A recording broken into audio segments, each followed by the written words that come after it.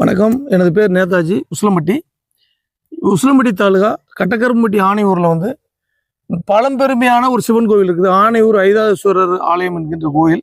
இந்த கோயிலுடைய தெப்பம் ஒன்று இருக்குது. அது வந்து பாண்டியர் காலத்தில் கட்டப்பட்ட தெப்பம். இதுவும் 1000 ஆண்டுகள் பழமையான ஒரு தெப்பம்.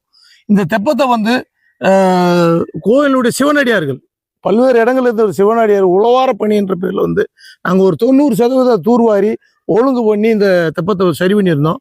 அப்படி இருக்கிற சூழ்நிலையில் வந்து அறநிலைத்துறை வந்து 10% இந்த வேலைக்காக 55 லட்ச ரூபா நிதியை ஒதுக்கி இதை மராமத்து பணி பண்றோம், தூர்வார பணி பண்றோம், உழவார பணி பண்றோம்ன்ற பேர்ல ஏமாத்தி இருக்கிறாரு. ரெண்டு பேரும் எந்த பணியும் செய்யாம கிடக்குது.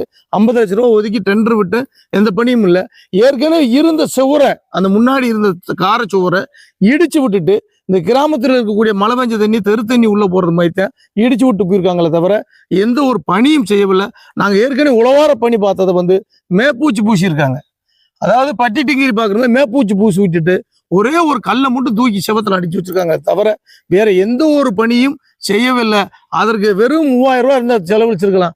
ஆனால் கிட்டத்தட்ட 55 லட்ச ரூபா செலவு பேர்ல நிதியை எடுத்து மக்களுடைய வரிப்பணத்தை எடுத்து இந்த அறநிலைத்துறை என்பது மிகப்பெரிய அபேஸ் பண்ணி இருக்கிறது. எந்த ஒரு பணியும் செய்யலை. இதுக்கு ஒரு வரத்து கால்வா கூட இல்லை.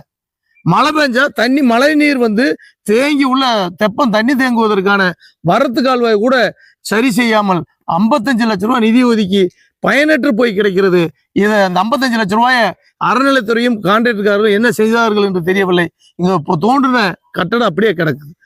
இது வந்து வன்மையா கண்டனத்துக்குரியது.